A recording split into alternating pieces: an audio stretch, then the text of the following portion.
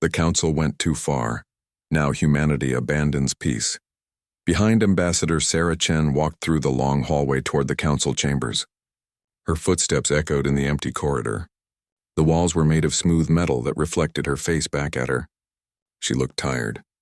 The past 3 months of talks had worn her down. Behind her walked Captain Marcus Rodriguez and Dr. Elena Vasquez. They were the last members of the human diplomatic team. Everyone else had already left the station. The council had made it clear that humans were no longer welcome here. Sarah stopped at the massive doors leading to the chamber. They were carved from a single piece of stone from the Veltar homeworld. The carvings showed the conquest of 100 different worlds. Each one told the story of another species that had learned to bow down to the council. "Are you ready for this?" Marcus asked. His hand rested on his sidearm, though they all knew weapons would be useless here. "As ready as anyone can be to watch their species get sentenced," Sarah replied. She pressed her palm against the door scanner. The doors opened with a low hum. The council chamber was huge. It could hold 10,000 beings from across the galaxy. Today it was packed full. Representatives from over 300 species filled the seats. At the center sat the High Council. 12 ancient beings who had ruled the galaxy for over 2,000 years. High Counselor Zektar of the Veltar Empire stood up. His forearms spread wide as he began to speak. His voice was amplified so everyone could hear. "Today we settle the human problem once and for all," he said. "For too long, these creatures have refused to accept their place in the galactic order. They have corrupted other species with their ideas of independence. They have refused to pay the taxes we require. They have built weapons when we told them to remain peaceful." Sarah felt her jaw tighten. Everything he said was true, but he made it sound like crimes. Humans had simply refused to be slaves. Counselor Hilson of the Catherian Alliance spoke next. Her voice was like singing, but her words were harsh. "The human species shows all the signs of a dangerous civilization. They adapt too quickly. They learn too fast. They refuse to submit to proper authority. Left unchecked, they will become a threat to galactic peace." More counselors stood to speak. Each one said the same thing in different words. Humans were dangerous. Humans were unpredictable. Humans needed to be controlled. Finally, High Counselor Zektar called for the vote. "All in favor of Resolution 2847, the Human Pacification Accord?" Lights began to glow across the chamber as species voted. Sarah watched the tally board with growing dread. Green lights meant yes. Red lights meant no. Yellow meant abstain. The board filled with green. Only a handful of red lights appeared. The Zephyrians voted no. So did the small Altarian delegation. A few others. But it was not nearly enough. "The resolution passes," Zektar announced. "By a vote of 847 to 23 with 67 abstentions, the Council hereby orders the immediate pacification of the human species." Sarah stood up in the human delegation box. "What exactly does pacification mean?" she called out. Zektar smiled, showing rows of sharp teeth. "I am glad you asked, Ambassador Chen. First, all human military assets will be surrendered to Council forces within 30 standard days. This includes all ships, weapons, and defensive installations." Sarah felt her heart sink. But Zektar was not finished. "Second, all human political leaders will report to designated re-education facilities. There they will learn proper respect for Council authority." "Re-education facilities," Marcus whispered. "They mean prison camps." "Third," Zektar continued, "the human species will be relocated to designated worlds under Council supervision. No human will be permitted to travel without Council approval. No human will be permitted to own property, conduct business, or hold positions of authority." Dr. Vasquez grabbed Sarah's arm. "They're talking about slavery," she whispered. Finally, Zektar said, "To ensure compliance, Council forces will occupy all human worlds. Any resistance will be met with appropriate force." The chamber erupted in noise. Some species cheered. Others remained silent. A few seemed uncomfortable with what they had just voted for. Sarah activated her personal communicator. She knew the Council would cut off human communications soon, but she had to try to get word back to Earth. "This is Ambassador Chen to Fleet Command," she said into the device. "The Council has voted for complete subjugation. They want our ships, our leaders, and our freedom. They're giving us 30 days to surrender everything." Static filled her earpiece, then a familiar voice came through. "Admiral Harrison, head of Earth Defense Force." "Understood, Ambassador. Are you able to return to human space?" Sarah looked around the chamber. Council security forces were already moving toward the human delegation box. Negative, Admiral. I think we're about to become prisoners. The Council isn't taking any chances. Copy that. Sarah, I need you to know something. We're not going to surrender. Tell the Council we'll need some time to discuss their terms. Sarah smiled for the first time in hours. I'll tell them, Admiral. But I don't think they're going to give us much time. High Counselor Zektar called for order in the chamber. When the noise died down, he spoke again. Ambassador Chen, you will remain here as a guest of the Council while we await your government's response. This will ensure there are no communication errors. Sarah knew what that meant. She was now a hostage, but she had managed to get word to Earth. That was something. I understand, High Counselor, she said, but I request that my staff be allowed to return to human space to deliver your message properly. Zektar considered this. Very well. Captain Rodriguez and Dr. Vasquez may leave, but you will remain here. Council guards moved to escort Marcus and Elena out of the chamber. As they passed Sarah, Marcus leaned close to her ear. Hang in there, he whispered. This isn't over. Sarah watched them leave. Then she turned back to face the Council. Hundreds of alien faces stared down at her. Some looked satisfied. Some looked guilty. A few looked sad. She thought about Earth 30,000 light-years away. She thought about the billions of humans who were about to learn that the galaxy wanted them destroyed or enslaved. She thought about human children who would grow up in Council prison camps if the ultimatum was accepted. Then she thought about human history. About all the times her species had faced impossible odds and found a way to survive. About the wars they had fought for freedom. About the principles they had died for. High Counselor Zektar spoke one more time. The human delegation has 30 standard days to deliver our terms and receive a response. After that time, Council forces will begin pacification operations whether humans surrender or not. Sarah looked up at him. I'll make sure they get your message, High Counselor. But I should warn you about something. What is that, Ambassador? You might not like their response. The chamber fell silent. Sarah could feel the weight of 1,000 alien stares, but she stood straight and tall. She was human, and humans did not kneel. The Council had made their choice. Soon humanity would make theirs. The talking was over. The Council went too far. Now humanity abandons peace. Behind Admiral Harrison stood in the command center deep beneath Geneva. The room buzzed with activity as officers worked at their stations. Holographic displays showed the positions of human ships throughout known space. Red markers indicated Council forces moving toward human territories. It had been 2 weeks since Captain Rodriguez returned with news of the ultimatum.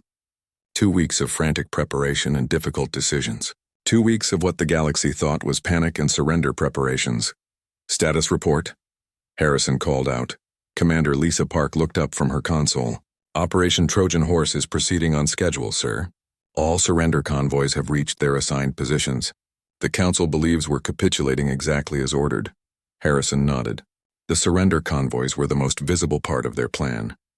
Dozens of human ships flying white flags had left human space, heading for Council collection points. To outside observers, it looked like humanity had given up without a fight. What about the hidden deployments? Harrison asked. Ghost Fleet Alpha is in position in the Kepler Nebula, Park reported. Ghost Fleet Beta reached the asteroid field near Proxima 3 days ago. All stealth ships report they are undetected. Harrison smiled grimly. The Council thought they knew where all the human ships were. They were wrong. For months, human vessels had been quietly moving to hiding places throughout the galaxy. Empty gas giant atmospheres, dense asteroid fields, the hearts of nebulae where sensors couldn't penetrate. Hundreds of ships waited in the dark, crews sleeping in stasis to avoid detection. General Maria Santos approached the Admiral's station. She commanded all human ground forces. Sir, I have an update from our embedded teams. Go ahead, General. Our people have successfully infiltrated Council facilities on 47 worlds. They're posing as prisoners, maintenance workers, even Council staff in some cases. Each team has confirmed they can seize their primary targets when the signal comes. Harrison felt a surge of pride. Human special forces had been preparing for this moment for years. They had learned dozens of alien languages, studied Council security procedures, and practiced infiltration techniques. Some had undergone surgery to appear more alien. Others used advanced disguise technology. All of them were volunteers who knew they might not come home. What about our allies? Harrison asked. Santos pointed to another display. It showed a map of known space with various colored dots scattered across it. This is where it gets interesting, sir. We have confirmed support from the Zephyrian mining guilds, the Altarian refugee fleet, and the Cerulean underwater colonies. But the network is much larger than we initially thought. How much larger? Intelligence estimates we have active resistance cells on over 200 worlds. Species that have been quietly organizing for decades, waiting for someone to stand up to the council. Harrison studied the display. Each colored dot represented a species that had agreed to coordinate with humanity. Some were small groups with limited resources. Others controlled significant military assets. Together they represented the largest coordinated resistance movement in galactic history. They've been planning this longer than we have, Harrison realized. Yes, sir. It seems we weren't the first species to refuse council demands. We were just the first to be strong enough to do something about it. A communication officer called out from across the room. Admiral, incoming message from Ambassador Chen. Harrison hurried to the communication station. Sarah's face appeared on the screen, but she looked different, thinner, more tired. The council was not treating their hostage well. Admiral, I don't have much time, she said. The council is getting impatient. They want your surrender confirmation within 3 days, or they'll begin what they call preliminary pacification. Understood, Ambassador. Tell them we need the full 30 days as agreed. I'll try, but they're not in a negotiating mood. Admiral, there's something else. I've been observing council military movements from here. They're not just preparing to attack human space. They're mobilizing forces throughout the galaxy. I think they're planning to crack down on anyone who might be sympathetic to us. Harrison exchanged glances with Santos. If the council was mobilizing everywhere, it meant their intelligence network had detected the resistance movement.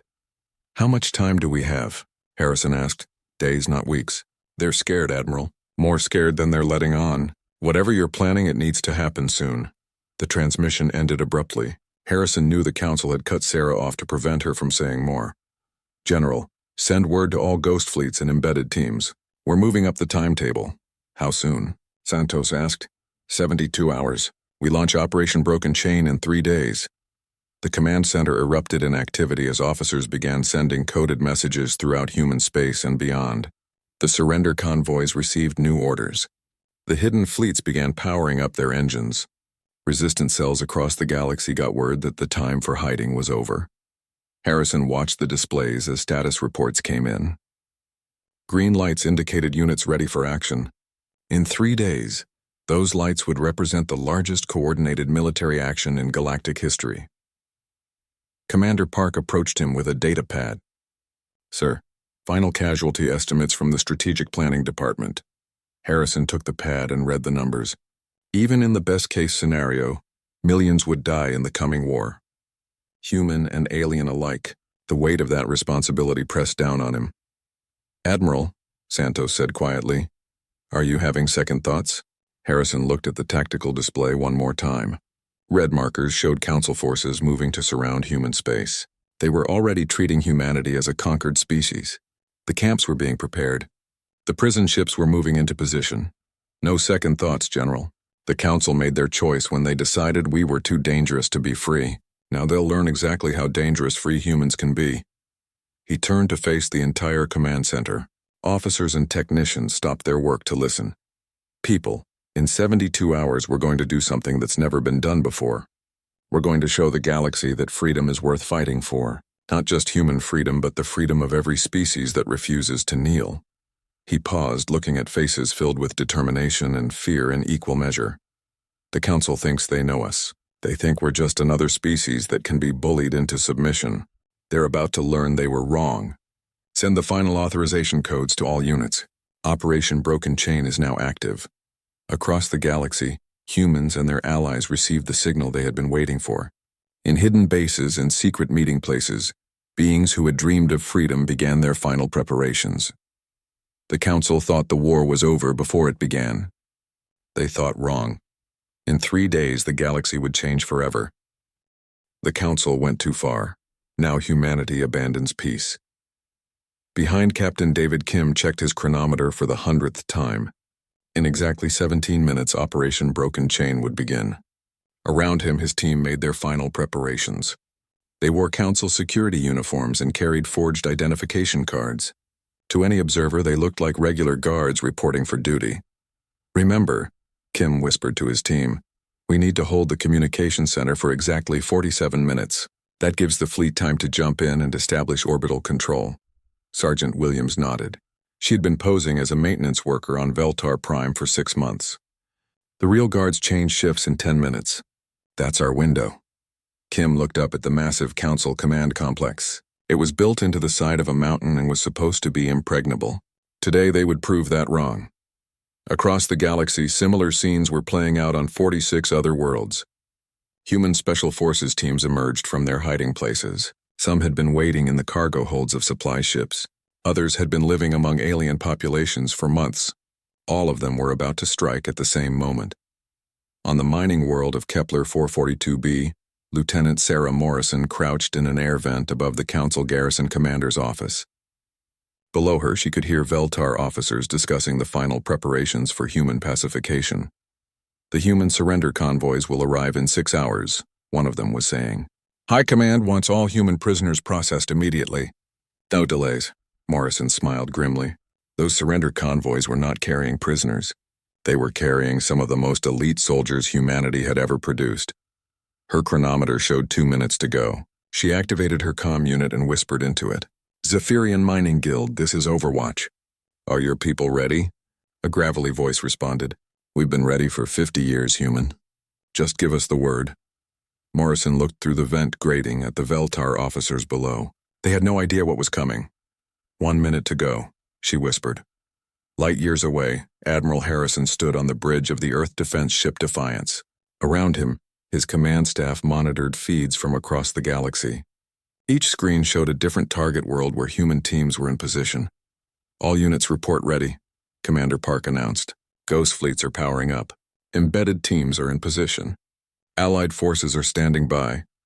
Harrison opened a secure channel to every human and allied commander in the operation. His voice would reach across thousands of light years to coordinate the largest military operation in galactic history. "This is Admiral Harrison to all Broken Chain units. Today we tell the galaxy that freedom is not negotiable. Today we show them what happens when you push humanity too far. All units execute, execute, execute." The chronometer reached 0.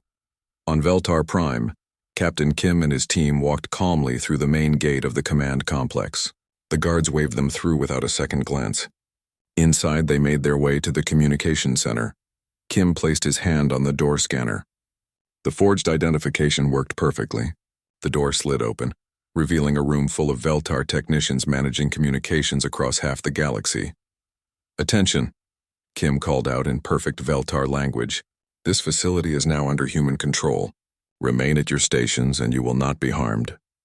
The technicians stared in shock as Kim's team spread out through the room. These humans were supposed to be surrendering, not attacking.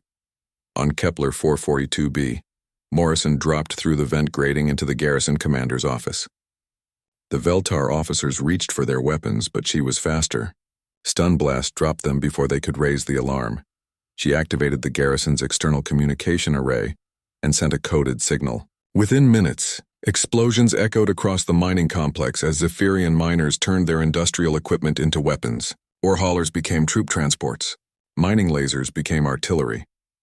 Throughout the Altair system, refugee ships that had been hiding in asteroid fields suddenly came to life. For decades, the Altarians had pretended to be a broken people, scattered and powerless after their homeworld was destroyed. Today, they revealed the truth. They had been building a fleet in secret, preparing for the day they could reclaim their freedom. Commander Thys stood on the bridge of the ship Hope's Return. Around him, 200 other vessels formed up in battle formation. They were not the largest ships in the galaxy, but they were fast and well-armed. "This is Commander Thys to all Altarian units," he broadcast. "Today we stop running. Today we go home." The refugee fleet jumped to hyperspace, heading for the Council worlds that had enslaved their people. In the depths of ocean worlds throughout the Cerulean Empire, underwater cities that had seemed peaceful for centuries suddenly became military bases. Cerulean soldiers emerged from hidden armories. Their bioships, grown rather than built, rose from the ocean depths. Admiral Coralsinger had waited 30 years for this moment. Her people were natural pacifists, but the Council had pushed them too far by demanding tribute that left Cerulean children hungry. "Surface the fleet," she ordered. It is time the Council remembered that the ocean has teeth. Back in the Veltar system, space suddenly filled with ships that had not been there moments before. Ghost Fleet Alpha emerged from the Kepler Nebula right on top of the Council garrison fleet. The Council ships had been expecting human surrender vessels. Instead, they found themselves facing Earth's newest and most advanced warships. Captain Rodriguez, who had been with Ambassador Chen at the fateful Council meeting, commanded the lead ship. He opened a channel to the Council fleet. Council vessels, this is Captain Rodriguez of the Earth Defense Force. You are ordered to stand down and prepare to be boarded. Any resistance will be met with force. The Council commander's response was predictable. Human vessel, you are in violation of galactic law. Surrender immediately or face the consequences. Rodriguez smiled. Council vessel, you seem to be confused about something. We don't follow your laws anymore. The battle that followed was brief but decisive. The Council ships had superior numbers, but they had been caught completely off guard. Human tactics, developed through centuries of warfare, proved devastatingly effective against enemies who had known only easy victories. Within an hour, the Veltar home system was under human control. Similar scenes played out across 46 other star systems as the coordinated attack succeeded beyond anyone's wildest hopes. But the real shock was not the military victory. It was the response from ordinary citizens throughout Council space. On world after world, beings who had lived under Council rule for generations suddenly rose up. They had been inspired by humanity's example and coordinated by human intelligence networks. On the industrial world of Gamma Centauri, factory workers seized control of weapons manufacturing plants. On the agricultural world of New Harmony, farmers stopped shipping food to Council worlds. On the trading hub of Crossroads Station, merchants cut off supply lines to Council military forces. High Counselor Zektar stood in his private chamber, watching reports flood in from across the galaxy. World after world was falling to the human-led rebellion. Species he had thought completely subdued were fighting back with renewed vigor. His aide, a young Veltar officer, approached nervously. High Counselor, we're receiving surrender demands from over 200 star systems. The humans seem to have coordinated a galaxy-wide uprising. Zektar studied the tactical display. Red markers showed Council forces under attack or already defeated. Green markers showed systems that had declared independence. There was far more green than red. How is this possible? He demanded. Our intelligence services detected no such planning. Sir, it appears the humans have been secretly organizing resistance movements for years. They used their trade networks and diplomatic missions to establish communication channels and supply lines. Zektar felt something he had not experienced in over a century. Fear. Not just fear of defeat, but fear of what defeat would mean. For 2,000 years, the Council had ruled through strength and intimidation. If they lost now, every species in the galaxy would know they could be beaten. Send word to all Council fleets, he ordered. Full mobilization. We end this rebellion now, no matter the cost. But even as he gave the order, Zektar knew it might be too late. The humans had not just started a war. They had started a revolution, and revolutions once begun were very hard to stop. The Council went too far. Now humanity abandons peace. Behind the war that followed the initial strikes was unlike anything the galaxy had ever seen. For 2,000 years, galactic conflicts had been formal affairs. Armies met armies in open space. Rules were followed. Civilians were protected. Wars ended with negotiations and treaties. Humanity threw those rules out the window. General Santos stood in the command bunker on New Geneva, watching tactical displays that showed the state of the war 3 months after Operation Broken Chain. The map was a patchwork of colors representing different factions, but the trend was clear. The old Council territory was shrinking every day. Status report, she called out to her staff. Colonel Martinez looked up from his station. The Veltar 4th Fleet attempted to retake the mining worlds in Sector 7. The Zephyrian guilds used their mining equipment to collapse 3 asteroid fields directly into the fleet's path. Veltar losses were total. Santos nodded. That was pure human thinking. The Zephyrians had been miners for centuries, but they had never thought of using their tools as weapons until humans showed them how. What about the Catherian response to the liberation of their slave worlds? They sent a diplomatic mission to negotiate the return of their property, Martinez reported. The Altarian response was to broadcast the negotiations live across the galaxy, including recordings of Catherian officials discussing their slave-breeding programs. Santos smiled grimly. That was another human innovation. In the old days, such negotiations would have been private. Humans had insisted on making everything public. When the galaxy saw exactly how the Council species really operated, support for the rebellion had grown even stronger. Any word from the Cerulean front? Admiral Coral Singer reports complete success in the ocean worlds. The Council tried to use orbital bombardment to force the Ceruleans out of their underwater cities. The Ceruleans responded by using their bioships to seed the attackers' water supplies with bioweapons. The Council fleets withdrew after 60% casualties from disease. Santos winced. That particular tactic had been her suggestion. Humans had learned biological warfare the hard way during their own wars. Now they were teaching it to species who had never considered such methods. Lieutenant Kim approached with a data pad. General, priority message from Admiral Harrison aboard the Defiance. Santos read the message quickly. Her expression grew serious. Colonel, patch me through to all field commanders immediately. Within minutes, she was speaking to human and allied commanders across dozens of star systems.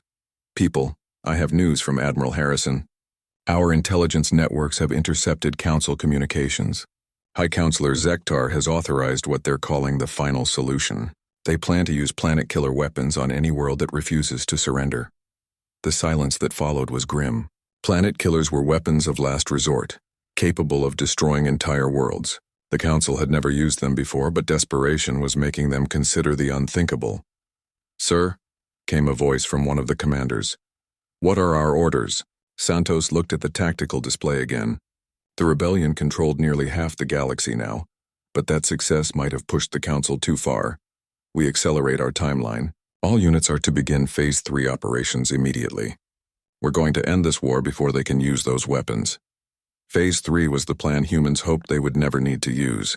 It meant taking the war directly to the Council homeworlds, including Veltar Prime and the Catherian capital.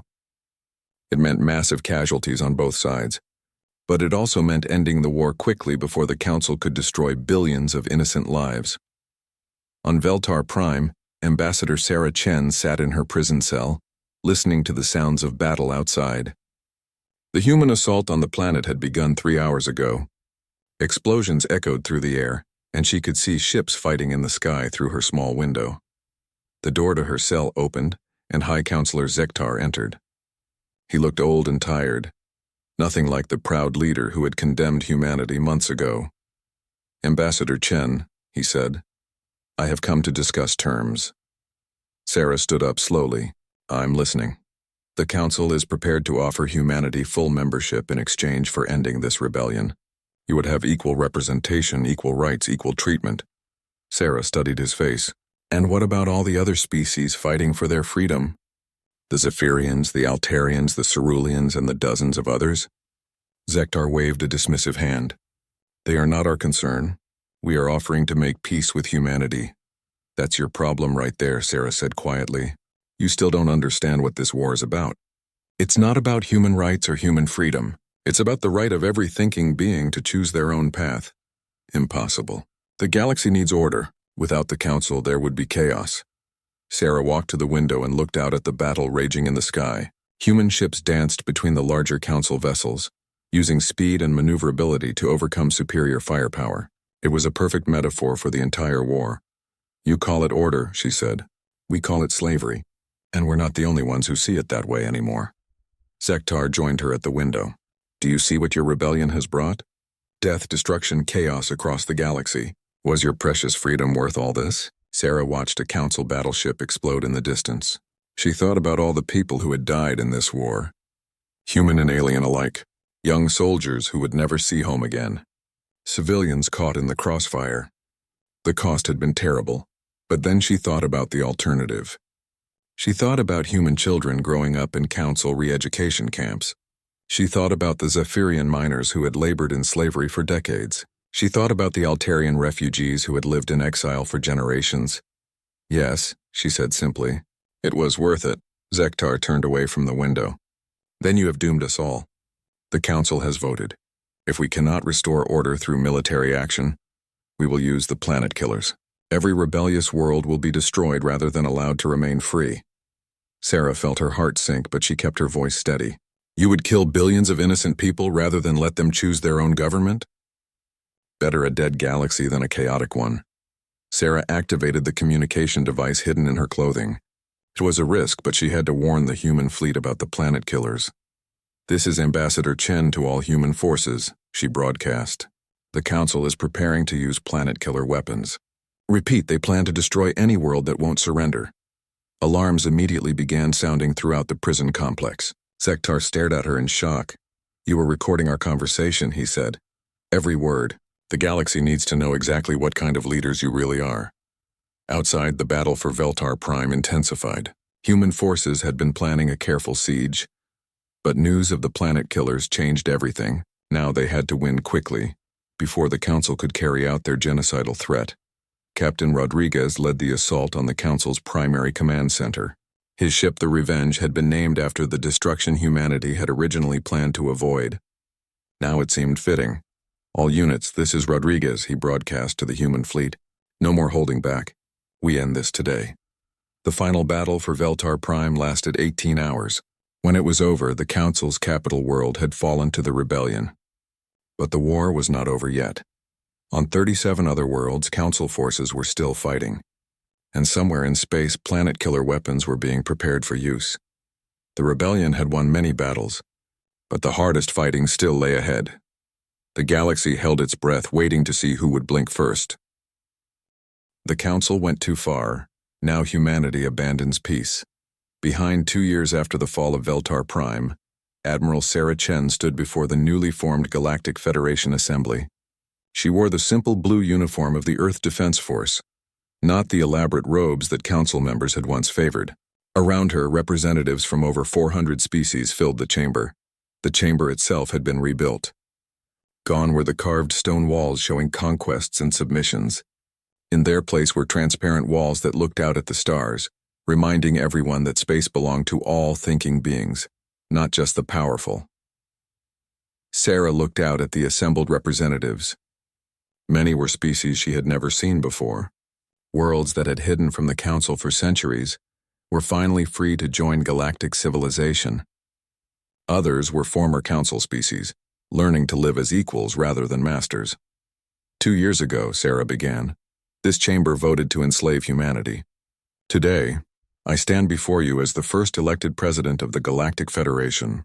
The difference between those two moments is not just the passage of time. It is the proof that freedom once tasted cannot be taken away. Scattered applause filled the chamber, but Sarah raised her hand for silence. She was not finished.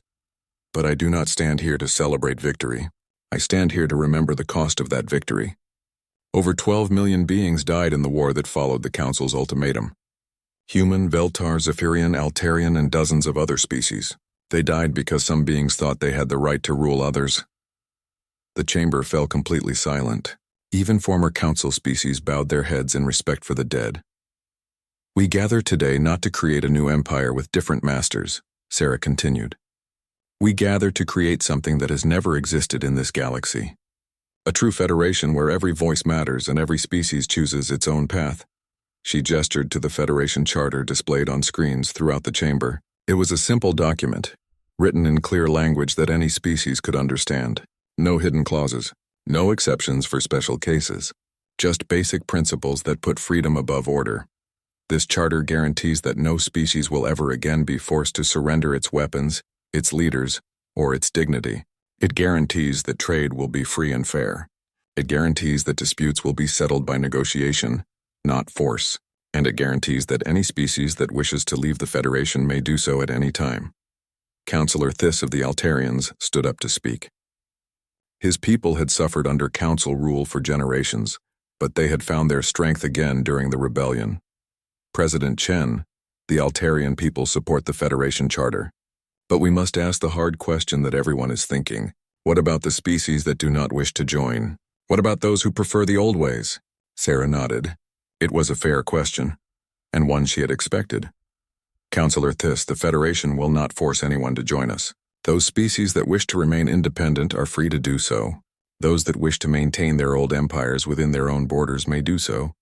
As long as they do not try to expand them, she paused, letting her next words carry the weight they deserved. But we will also not allow anyone to recreate the old council system. Any species that tries to conquer or enslave others will face the combined might of the Federation. This is not a threat, it is a promise. Representative Coral Singer of the Ceruleans raised one of her appendages. Her bioships had proven devastatingly effective during the war, but she had always advocated for peaceful solutions when possible. President Chen, what about rehabilitation for former council leadership? Many of them genuinely believed they were bringing order to the galaxy. Sarah looked toward the section where former council species sat. High Counselor Zektar was there, no longer in chains but clearly uncomfortable. His empire had been dissolved, his armies disbanded, but he had been offered the chance to help build something new. Representative Coral Singer, anyone who is willing to accept the new order is welcome to participate in building it. Former council members who have not committed war crimes are eligible for elected office just like anyone else. The galaxy needs their experience, but it needs their wisdom more. Zektar stood up slowly. His forearms trembled slightly as he spoke. President Chen, I must ask forgiveness from this assembly. I believed that order was more important than freedom. I believed that some species were naturally meant to rule others. The war proved me wrong, but it took the deaths of millions to teach me that lesson. Sarah studied his face. She could see genuine remorse there, but also something else. Fear. Fear that his species would be punished for the crimes of their leaders. High Counselor Zektar, the Federation believes in justice, not revenge. Your empire is gone, but your people are welcome to join us as equals. The past cannot be changed, but the future can be chosen. The formal vote on the Federation Charter took 3 hours. When it was finished, 387 species had voted to join. 15 had voted to remain independent. None had voted against the charter itself. Sarah stood before the assembly one final time as the ceremony concluded. Today marks the end of the age of empires in this galaxy, she said. But it also marks the beginning of something far more difficult. Freedom is not a gift that can be given. It is a responsibility that must be earned every day. The Federation will not rule you. You will rule yourselves, and together we will rule ourselves. She looked out at the stars visible through the transparent walls. 2 years ago, the Council went too far. They tried to break humanity's spirit and enslave our species. They thought we were too dangerous to be free. They were right about one thing. We were dangerous. We were dangerous to tyrants, to oppressors, to anyone who thought they could take away another being's right to choose. The chamber erupted in applause, but Sarah was not finished. But we were not the only ones who were dangerous. Every species represented in this chamber has proven that freedom is contagious. Once one people stands up and says no more, others will follow. The Council learned that lesson too late. She gestured to include the entire assembly. Today we abandon peace behind us. Not the peace of freedom, but the peace of submission. We choose the chaos of democracy over the order of tyranny. We choose the uncertainty of self-rule over the security of slavery. Sarah stepped back from the podium and looked out at the new Federation. It was messy. It was complicated. Representatives were already arguing about trade routes and border disputes and 100 other issues that would need to be resolved through negotiation rather than force. It was beautiful. Admiral Harrison, now serving as Earth's representative to the Federation, approached her as the assembly began to disperse. "Any regrets, Madam President?" he asked quietly. Sarah looked back at the chamber where beings from hundreds of worlds were learning to work together as equals. It would not be easy. There would be mistakes and setbacks and probably more conflicts in the future, but there would be no more ultimatums. No more re-education camps. No more species forced to kneel. No regrets, Admiral. We kept our promise. We didn't fight this war to rule the galaxy. We fought it so no one could rule the galaxy without the consent of the governed. As the new president of the Galactic Federation walked away from the chamber, she could hear the sound of hundreds of different voices discussing, debating, and sometimes arguing about the future. It was not the sound of order. It was not the sound of peace. It was the sound of freedom. And in a galaxy that had known 2,000 years of enforced silence, it was the most beautiful sound imaginable. The Council was gone. The Age of Empires was over. The future belonged to those brave enough to choose it for themselves. Humanity had abandoned peace behind them, but they had found something better. They had found a galaxy where freedom was not a privilege to be granted by rulers, but a right to be protected by the ruled. The stars themselves seemed to shine brighter, knowing that the beings who lived beneath them were finally free.